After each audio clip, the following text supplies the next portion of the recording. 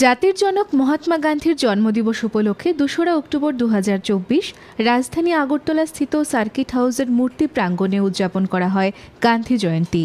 অনুষ্ঠানে প্রধান অতিথি হিসেবে উপস্থিত ছিলেন শিল্প এবং বাণিজ্য দপ্তরের মন্ত্রী শ্রীমতী শান্তনা চাকমা মহোদয়া। অনুষ্ঠানে মহাত্মা গান্ধীজির মূর্তির পাদদেশে পুষ্পস্তবক দিয়ে শ্রদ্ধা জ্ঞাপন করেন শিল্প এবং বাণিজ্য দপ্তরের মন্ত্রী শ্রীমতী শান্তনা চাকমা এবং উপস্থিত অন্যান্য অতিথিরা। বিভিন্ন ভক্তিমূলক গান এবং ভজনের মাধ্যমে উদযাপিত হয় গান্ধী জয়ন্তী উপলক্ষে আয়োজিত এই অনুষ্ঠানটি।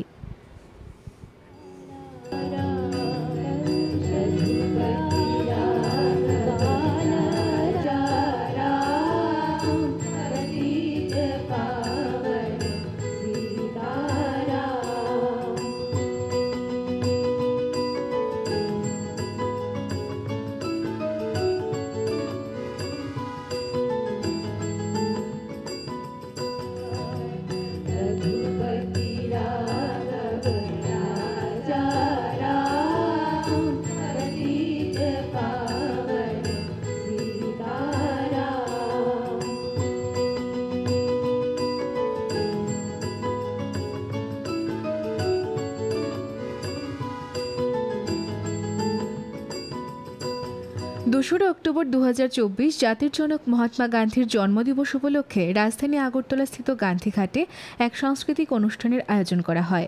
অনুষ্ঠানে প্রধান অতিথি হিসেবে উপস্থিত ছিলেন শিল্প এবং বাণিজ্য দপ্তরের মন্ত্রী শ্রীমতী শান্তনা চাকমা মহোদয়া। আমরা অত্যন্ত আনন্দিত এবং গর্বিত ইতিমধ্যে আমাদের মাঝে উপস্থিত হয়েছেন রাজ্যের শিল্প বাণিজ্য দপ্তরের মাননীয় মন্ত্রী শ্রদ্ধেয়া শ্রীমতী শান্তনা চাকমা মহোদয়া।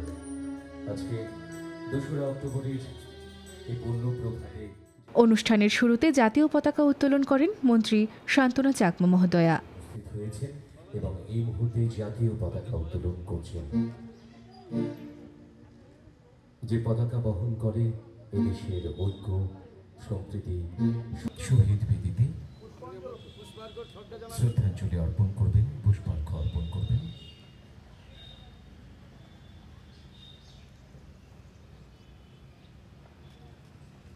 অনুষ্ঠানের প্রধান অতিথি শ্রীমতী শান্তনা চাকমা মহোদয়া এবং উপস্থিত অন্যান্য অতিথিরা এদিন শহীদ বেদিতে পুষ্পস্তবক দিয়ে শ্রদ্ধা জ্ঞাপন করেন। শিল্পী পৌলমী রায়।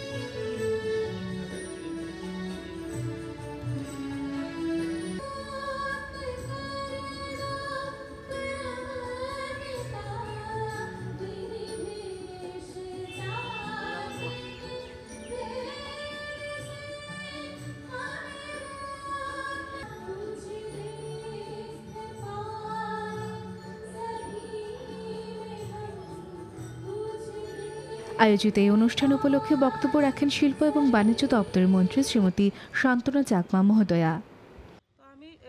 আমি সমগ্র রাজ্যবাসীকে এটাই বলতে চাইব যে আমাদের 17ই নভেম্বর থেকে যে শুরু হয়েছে 2রা অক্টোবর পর্যন্ত স্বচ্ছতা হি সেবা।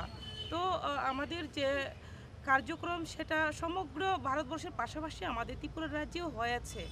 একটাই লক্ষ্য যে আপনারা জানেন আমাদের মহাত্মা গান্ধী জাতির জনক, উনি আমাদের দেশের জন্য স্বাধীনতার জন্য ওনার ভূমিকা অপরিসীম ছিল এবং আমাদের যে আধুনিক ভারত নির্মাণ সেই ক্ষেত্রেও উনি ওনার ভূমিকা অনেক ছিল। উনি চেয়েছিলেন আধুনিক ভারত নির্মাণ করার জন্য। তার পাশাপাশি উনি গ্রামের উপরে গুরুত্ব দিয়েছেন। উনি চেয়েছিলেন কিভাবে আত্মনির্ভর গ্রাম, আত্মনির্ভর ভারত করা যায়।